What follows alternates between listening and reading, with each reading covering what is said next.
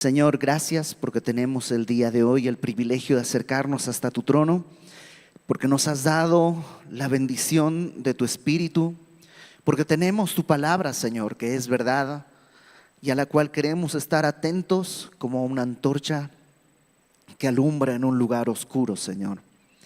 Gracias porque eres bueno y fiel al guardarnos para ti. Aquí estamos, Señor, háblanos según tu voluntad en el nombre de Jesús. Amén. Hebreos es esta exhortación que hemos estudiado ya desde algunos meses para acá y que del capítulo 1 al capítulo 10 nos presenta, digamos, todos los aspectos doctrinales. Vimos las profundidades teológicas que este escritor nos va mostrando para explicarnos que Cristo es superior a todo. Superior a los ángeles, superior como profeta, superior a Moisés, superior como sacerdote, ministra en un santuario superior, es superior a todo. Pero a partir del capítulo 11 empieza a mostrarnos a vivir de una manera distinta. ¿Cómo respondemos a todo eso que hemos aprendido? De hecho, antes de entrar al capítulo 11 nos dijo, el justo vivirá por fe. Y el capítulo 11 vimos varios ejemplos de qué es vivir por fe. Vimos a Abel adorando, vimos a Noé obediente, vimos a Abraham creyendo aún en contra de toda esperanza. Y vimos a muchos hombres caminando en fe y creo que fue de gran bendición poder ver cada uno de esos hombres, pero no solo verlos, sino que a partir del capítulo 12 nos empieza a decir, bueno, ellos son un ejemplo.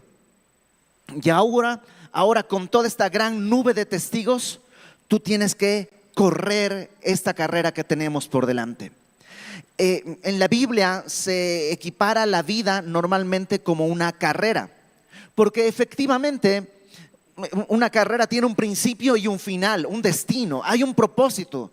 No es lo mismo salir a caminar que pues, vamos a dar una vuelta, que una carrera, porque hay un momento en que arrancas hacia un lugar donde tienes que ir y hay un propósito por el cual estamos corriendo. Los creyentes tenemos un propósito. No somos vagabundos, sino peregrinos. Vamos a un destino. Y vamos a empezar en el versículo 3, pero déjame leerte desde el versículo 1 del capítulo 12 para que podamos recordar el contexto. Dice, por tanto, ya que tenemos esta gran nube de testigos del capítulo 11, nosotros también, teniendo en derredor tan grande nube de testigos, despojémonos de todo peso y del pecado que nos asedia y corramos con paciencia. No dice ganemos la carrera, porque no es una competencia, sino una carrera. No es como una carrera de 100 metros que dura, en el caso de algunos de nosotros, como 2 o 3 horas, ¿no? Pero en los Juegos Olímpicos 100 metros es cuestión de segundos. No, esta es una carrera de larga distancia, dura toda la vida. Así que no tienes que ganar, pero tienes que correr. Corramos con paciencia la carrera que tenemos por delante. Puestos los ojos no en mis caídas, no en los grandes adelantos de los demás, no en mis fracasos o en los fracasos de los demás, sino puestos los ojos en Jesús, el autor y consumador de la fe, el cual, como ejemplo máximo, por el gozo puesto delante de él, sufrió la cruz, menospreciando el oprobio, la vergüenza, y se sentó a la diestra del trono de Dios. No hay forma de poder perseverar en esta carrera si no estamos mirando a Jesús. Pongámoslo de esta manera. Esta es una carrera larga y es una carrera difícil. Es una carrera que tiene obstáculos y es una carrera en la que a menudo vamos a tropezar. En muchos sentidos.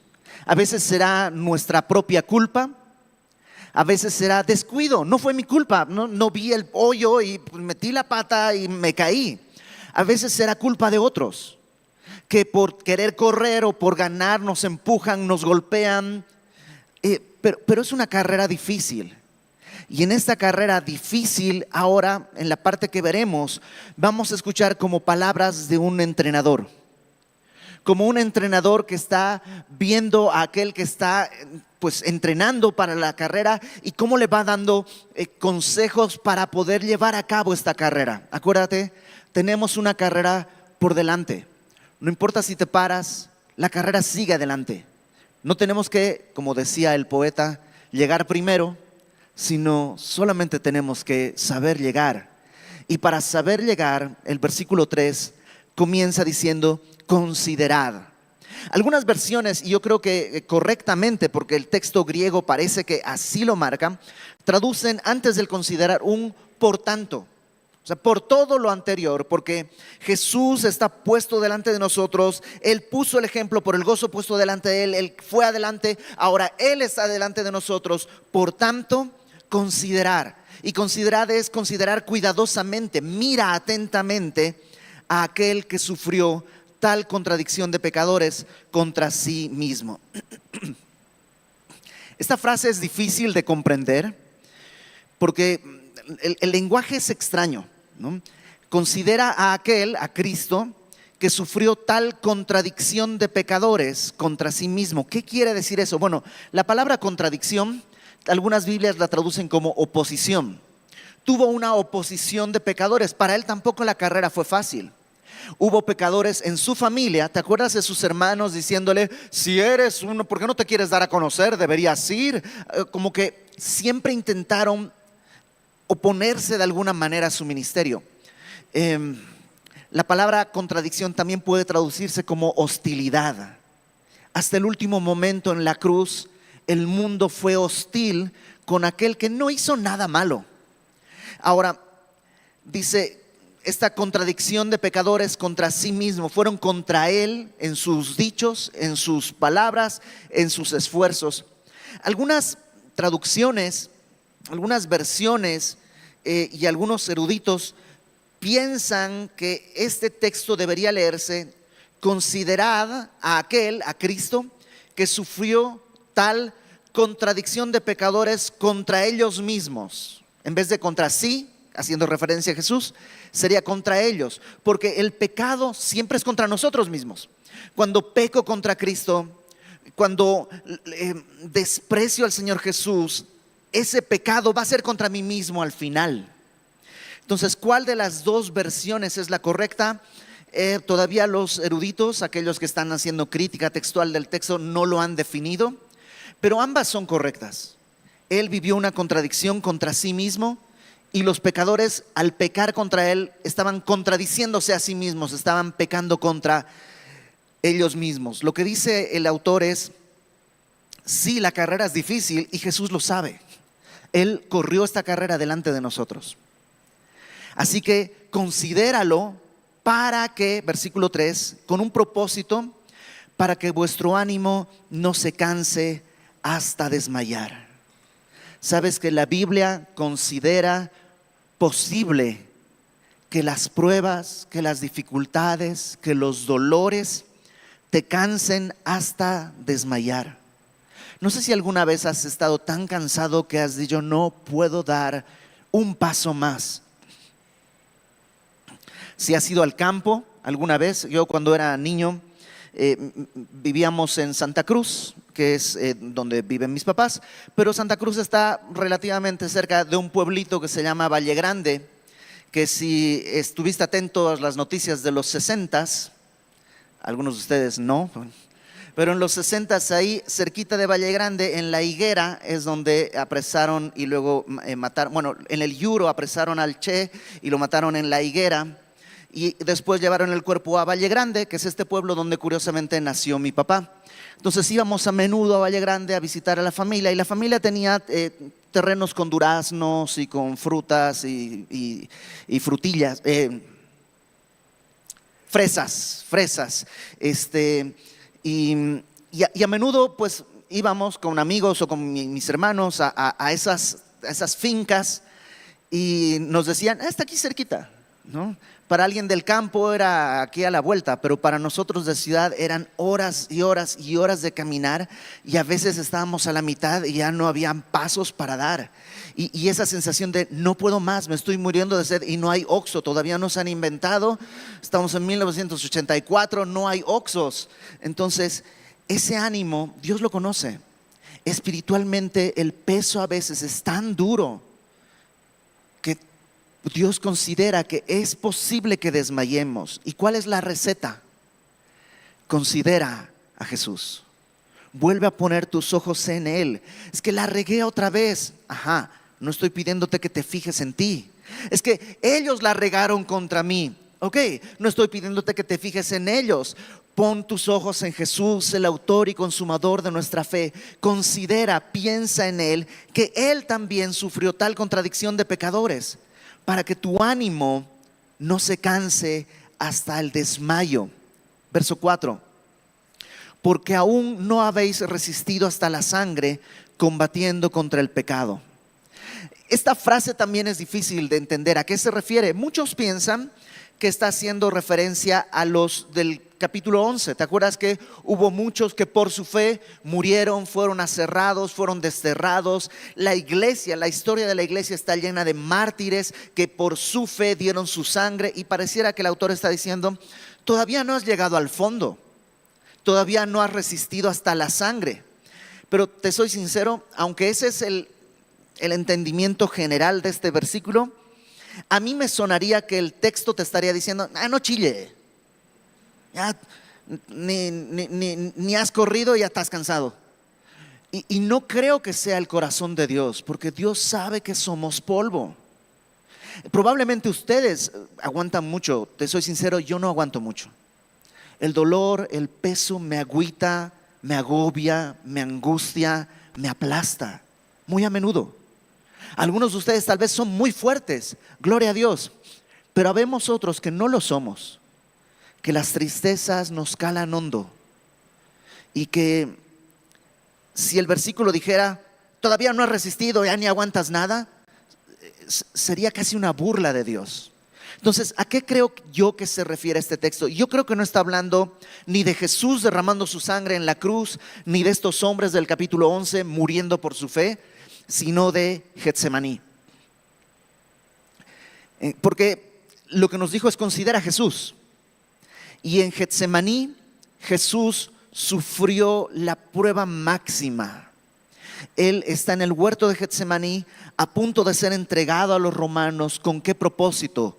Pagar por nuestros pecados. ¿Los dolores físicos eran una presión? Yo creo que sí, pero hay mucha gente que ha soportado dolores físicos. Basta con echarte un clavado en la historia de los 50, 60 y 70 en las dictaduras de Sudamérica, y encontrarás ejemplos mucho más grotescos y dolorosos que la crucifixión. La crucifixión no es la muerte más terrible que hay. No, la muerte de Cristo es la más injusta. Pero como Cristo murieron muchísimos más crucificados con los mismos dolores. ¿Sabes qué es lo que nadie enfrentó? El tener que vivir el peso del pecado sobre sí mismos. Cristo, que nunca había pecado, en Getsemaní está en la puerta de recibir todo el peso del pecado del mundo. Alguien que ha sido santo desde la eternidad, santo hasta la eternidad, que nunca ha habido una mancha en su vida, de pronto va a vivir esto que Pablo describe como: el que no conoció pecado, por nosotros fue hecho pecado, para que nosotros fuésemos hechos justicia de Dios en él. Y eso es lo que lo llevó a tal angustia que tuvo esa cosa que los doctores llaman hematidrosis, ¿no? Que es sudar sangre. Y yo creo que habla de eso. ¿Sabes qué? Considera a Jesús. Él ya caminó esto. Te vas a desmayar si no lo ves a Él. Él mismo ya luchó hasta la sangre. Considéralo, Él ha puesto el camino. Pedro dice que Jesús dejó sus pisadas en el sufrimiento para que nosotros podamos seguirle. El sufrimiento, lamentablemente, en esta vida no es opcional. Quisiéramos que fuera. Y este mundo está corriendo a evitar todo tipo de sufrimientos, ¿sí o no? Ahora las competencias son todos con premios, ¿no? Ya no hay primero, segundo, tercer lugar. Todos son ganadores, todos tienen copas, porque estamos tratando de evitar el sufrimiento a nuestros hijos. Y no digo que esté bien o que esté mal, simplemente que esa es nuestra tendencia. Pero Dios sabe que en el sufrimiento vamos a poder encontrar cosas que no encontramos en otro lugar. La paciencia, el perdón no viene sino a través del sufrimiento. ¿Cómo voy a aprender a perdonar a mi hermano si no es que injustamente me ha hecho sufrir? Solo cuando estoy sufriendo puedo ejercer el amor de Dios por nosotros. Entonces, sí, todavía no hemos llegado hasta el fin. No te desmayes, no te desanimes. Todavía hay lucha contra el pecado. Y lo que está tratando de decirnos es, todavía no hemos llegado a este punto y ya habéis olvidado la exhortación que como a hijos se os dirige. Y eso es fundamental. Dios, cuando permite el dolor y la prueba a nuestra vida, es porque está tratando de revelarnos que somos hijos suyos. No olvides que la exhortación se te da como hijo, diciendo, versículo 5 ahí, hijo mío, no menosprecies la disciplina del Señor. La palabra disciplina ahí, tanto en griego acá como en hebreo, porque esto está tomado de Proverbios 3, en ambos textos, la palabra disciplina quiere decir dos cosas. Una es como castigo, como pues te voy a dar una disciplina, te voy a dar 2 varitas, ¿no? Pero también la palabra disciplina, tanto en griego como en hebreo, en Proverbios 3, que es de donde está citando este texto, quiere decir disciplina en el sentido de entrenamiento, como alguien que es disciplinado para ir al gimnasio, disciplinado para tender su cama después de levantarse, disciplinado para eso, ese entrenamiento disciplinario que no es de castigo, sino simplemente de entrenamiento. También quiere decir esta palabra. Son las dos cosas. Porque hay veces que Dios necesita disciplinarnos, o más bien nosotros necesitamos ser disciplinados, que nos dé una varita. ¿Cuántos pecados yo estaría todavía practicando si Dios no hubiera puesto su mano dura sobre mí en algún momento de la vida? Y por supuesto que no fue fácil, y por supuesto que fue doloroso. Y lo que dice el autor es, pon tus ojos en Jesús, considéralo, no olvides que como a hijo te quiere disciplinar, no menosprecies, no tomes a la ligera, no desprecies que Dios se digna a disciplinarte. También puede ser entrenamiento. A veces no estoy haciendo nada malo, pero Dios quiere prepararme para algo que va a venir. Por tanto, requiero entrenamiento. ¿Y cómo más va a haber entrenamiento si no a través de disciplina? Y Dios como Padre hace eso. Como nosotros a nuestros hijos, ¿sí o no? Tenemos que disciplinarlos como castigo cuando hacen algo malo, pero tenemos que disciplinarlos en distintas áreas. No te puedes ir a dormir sin cepillarte los dientes, no te puedes parar de la mesa sin decir gracias y provecho. O sea, como padres lo hacemos, nuestro Padre lo hace. No menosprecies. Alguna vez yo menosprecié la disciplina de mis papás tantas veces.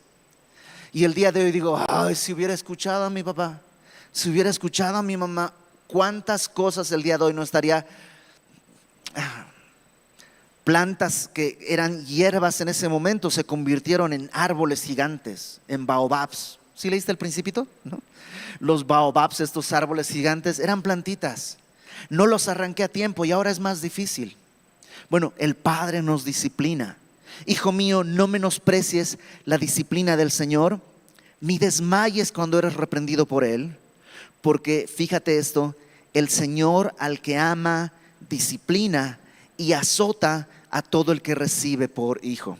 Y la palabra azotar suena muy duro, ¿no? Es como, tú le das con tu cinturón a tus hijos. No, jamás le doy con el cinturón a mis hijos. Yo pongo el cinturón en el piso, agarro el chamaco de las patas y paz. Así pareciera que es azotar. Ok, en Proverbios 3, si me acompañas a Proverbios, capítulo 3, que es de donde viene este texto.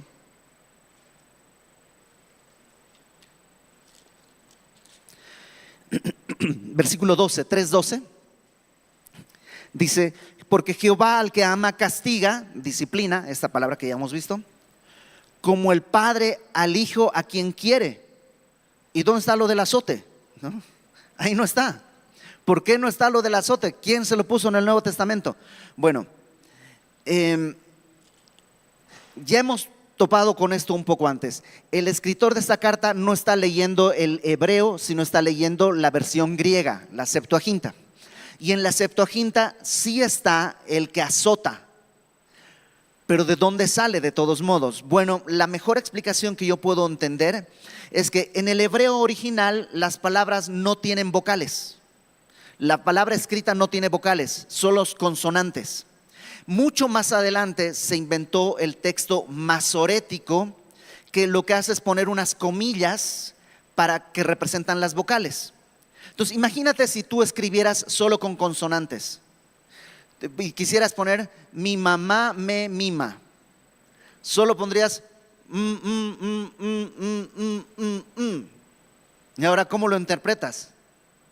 O sea, no habría manera.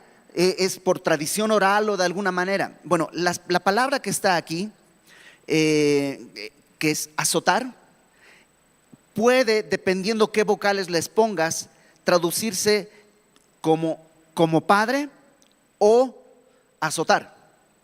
Entonces, por eso en nuestra versión del Antiguo Testamento dice como el padre ama a su hijo, y en la versión de la Septuaginta, que es la que viene a nuestra Biblia, azota a todo el que recibe por hijo. En ambos casos el sentido es el mismo. No habla de violencia, sino de rescate. Si ves que tu hijo está haciendo está pecando directamente contra Dios de una manera ya deliberada, ¿te quedarías sin hacer nada? No creo. O si lo harías, es porque no lo amas. Entonces, lo que está diciéndonos es: no menosprecies la disciplina del Señor, ni desmayes cuando eres reprendido por Él, porque el Señor al que ama disciplina y azota, o recibe por padre, se recibe por hijo, al que azota. Es decir, esto es una muestra del amor de Dios, y nos lo explica en el versículo 7. Si soportáis, y la palabra soportar es quedarse debajo, la disciplina de Dios, Dios os trata como a hijos. Porque ¿qué hijo es aquel a quien su padre no disciplina? Si todos hemos visto alguna vez en el súper o en el aeropuerto a un chamaco haciendo un berrinche del tamaño del mundo, ¿sí o no? Y todos lo que pensamos es: ¿dónde está su papá? ¿Por qué no hace nada? ¿Y por qué no haces nada tú? Porque no es tu hijo. Solo tienes derecho a disciplinar a tu hijo. Si soportas la disciplina de Dios, si dejas que Él te discipline, Dios te trata como a hijos. Porque ¿qué hijo es aquel a quien padre no disciplina? Pero si se os deja sin disciplina, de la cual todos han sido participantes, entonces sois bastardos y no hijos. Si tú desprecias la disciplina de Dios, no eres hijo de Dios. ¿No es fácil? No es fácil, pero es la muestra del amor de Dios. Y nos va a poner un ejemplo de nuestra experiencia. Verso 9. Por otra parte, tuvimos a nuestros padres terrenales que nos disciplinaban. Ahora, déjame hacer de aquí una aclaración. Cuando está escribiendo esto, el escritor de Hebreos está pensando en un padre con un sentido natural del amor, ¿ok? Yo sé que muchos de los que estamos acá habrán tenido experiencias terribles con sus papás, que sus papás fueron brutos, violentos. No está pensando en eso. Está pensando en un padre amoroso que considera que si deja a su hijo mantener una conducta y no lo disciplina, no solo lo va a perder de su vida, sino que el hijo se va a perder. A eso se refiere. Y nosotros, dice, tuvimos a nuestros padres terrenales que nos disciplinaban y los venerábamos, los respetábamos. ¿Por qué no obedeceremos mucho mejor al Padre de los Espíritus y viviremos? ¿Cómo podríamos huir de la disciplina de Dios? Se me ocurren muchas maneras. ¿Sabes cuál es la más común? Que por lo menos a mí me toca presenciar. Cuando por distintas razones me toca hablar con algún hermano de la iglesia y decirle: ¿sabes qué? Esto que estás haciendo no está bien. Te vi cómo tratas a tu esposa, te vi cómo tratas a tus hijos, te vi lo que estás haciendo, escúchame lo que te estoy diciendo, esto es peligroso, ten cuidado. ¿Sabes qué? En esta iglesia no hay amor, mejor me voy aquí, no sé qué, y se va. Y ojo, no se está escapando de mí, pues ¿yo qué? Yo tengo mis propios problemas, mis propios conflictos y mis propios asuntos que resolver. Está tratando de escapar de la disciplina de Dios, que obviamente va a usarla a través de hermanos. Y lo digo yo por mi experiencia, pero tú habrás vivido lo mismo. Le dije a fulanito que esto estaba ahí, que vi esto y aquello, no sé qué, y ya no me habla. Está tratando de escapar de la disciplina de Dios. Y dice, no escapes, porque no escuchas al Padre de los Espíritus y viviremos. Verso 10. Aquellos, nuestros padres, ciertamente por pocos días nos disciplinaban como a ellos les parecía. Los papás, incluso papás cristianos, educamos a nuestros hijos como mejor podemos, ¿sí o no? Pero si tú ya tienes más de 15 días como papá y no te has dado cuenta que no eres tan suficiente, entonces no estás viendo bien la película. Si tú piensas, no, yo educo bien a mis hijos, ¿estás viendo otros hijos o estás viendo otro papá? Todos somos insuficientes e incapaces. Y si nuestros hijos al final del día salen bien, ha sido la gracia de Dios, ha sido la misericordia del Señor. Entonces, pero aún así, dicen, nosotros, nuestros padres nos educaban, nos disciplinaban como a ellos les parecía, pero en contraste, el Señor, para lo que nos es provechoso, para que participemos de su santidad. Yo disciplino a mis hijos, entre otras cosas, no coman con la boca abierta, no hablen con la boca llena, no hagan ruido al masticar, porque a mí me molesta mucho, ¿okay? Y a mí así como que me afecta mucho, ¿okay? Entonces yo los disciplino en eso porque la verdad a mí me conviene. Les digo que para ellos va a ser bueno, pero la verdad es que a mí me conviene. Mientras que el Padre no nos disciplina por cuestiones egoístas. Nos disciplina, dice, para que participemos de su santidad. Su santidad es la expresión de su ausencia de pecado. Y esa ausencia de pecado el día de hoy está menospreciada. Ay, sí, muy santito tú. Ay, sí, muy santito aquel. Pero sabes que la santidad, acompáñame a Hebreos 1, capítulo 1. Lo primero que vimos, o de las primeras cosas que vimos aquí, capítulo 1, hablando de Jesús, dice versículo 8, 1:8. Mas del Hijo dice, tu trono, oh Dios, por el siglo del siglo, cetro de equidad es el cetro de tu reino. Has amado la justicia y aborrecido la maldad. Ojo, amar la justicia y aborrecer la maldad es otra manera de decir santidad. Has amado la justicia, aborrecido la maldad, por lo cual te ungió Dios, el Dios tuyo, con óleo de alegría más que a tus compañeros. ¿Quieres que tus hijos vivan en gozo? Enséñales a caminar en santidad. ¿Quieres vivir en gozo a pesar de las cosas difíciles que hay en el mundo? Como Jesús. Ama la justicia, aborrece la injusticia y la maldad, busca la santidad y soporta la disciplina de Dios, porque Él quiere que participes de su santidad. Él quiere tener comunión, solo que Él no puede tener comunión en nuestro lodazal. Él nos quiere tener comunión en su mesa santa. No sé si me explico. Él ya se hizo hombre para pagar por nuestra salida del chiquero. ¿Por qué queremos ahora que Él venga a participar de nuestro chiquero cuando nos está llamando a participar de su santidad? Soporta la disciplina porque Él quiere que participemos de su santidad. Verso 11. Es verdad que ninguna disciplina al presente parece ser causa de gozo, sino de tristeza. Hay una diferencia entre las pruebas del mundo. Santiago dice que cuando estemos en diversas pruebas nos hallemos en sumo gozo. Tened sumo gozo cuando os halléis en diversas pruebas, sabiendo que la prueba de vuestra fe produce paciencia, pero tenga la paciencia su obra completa para que seáis perfectos y cabales sin que falte cosa alguna. ¿Okay? Y esas son pruebas. Algunas enfermedades que vienen a la familia. Dios no está tratando de disciplinarnos, simplemente está tratando de purificar nuestra fe, de alimentar nuestra fe. La disciplina, en cambio, no produce gozo. Los apóstoles fueron llevados al concilio, les dijeron: no prediquen en el nombre de Jesús. Ellos respondieron: es mejor obedecer a Dios antes que a los hombres. Y entonces los azotaron y regresaron gozosos de ser tenidos por dignos de padecer por el nombre del Señor. Había gozo porque era una prueba.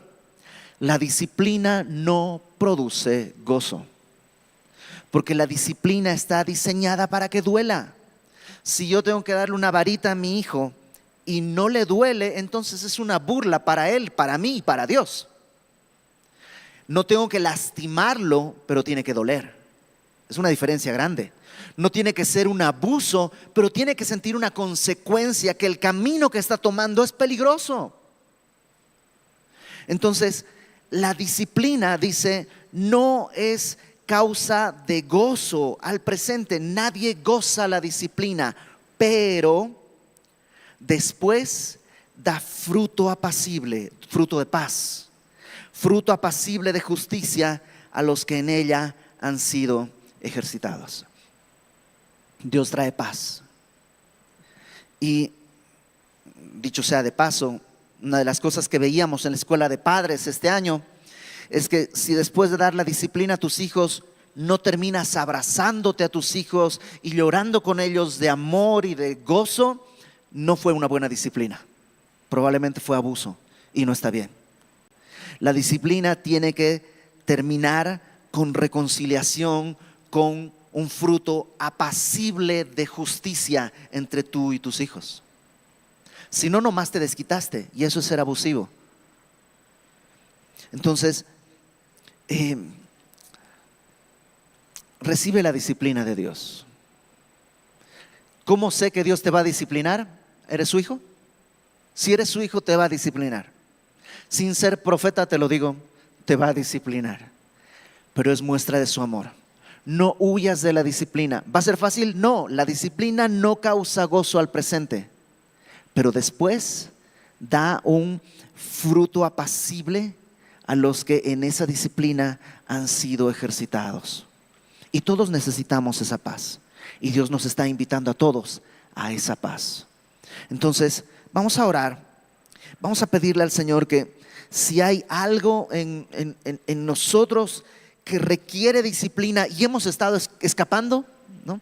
Yo nunca me animé a escapar de mi mamá. Cuando mi mamá agarraba en Bolivia no se usaba la chancla. Mi mamá usaba como una especie de toalla, ¿no?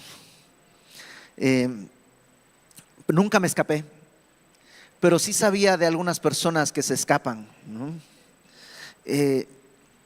No tiene sentido. ¿A dónde huiré de la presencia de Dios? O sea, si subiera al cielo, ahí está, ¿no? No hay manera de escapar del Señor. Y créeme una cosa, como papá, no hay donde se meta mi hijo, de donde no lo vaya a sacar para disciplinarlo si ha hecho algo malo, porque lo quiero rescatar, porque lo amo. Y ese es el amor imperfecto de un papá. Imagínate el Padre de los Espíritus. ¿Por qué no obedecerle, soportar la disciplina y vivir? Entonces vamos a pedirle al Señor que nos permita poner a Jesús delante de nosotros, porque sin Él esto es imposible. ¿El entrenador tiene más cosas que decir? Sí, lo veremos la próxima semana. Vamos a orar. Señor, gracias por recibirnos como hijos. Gracias por la disciplina que tú has traído a nuestras vidas tantas maneras. Señor, no es agradable ni para ti ni para nosotros, pero es una muestra de amor. Aquí estamos, Señor, dispuestos a recibir tu disciplina con tal que seas tú.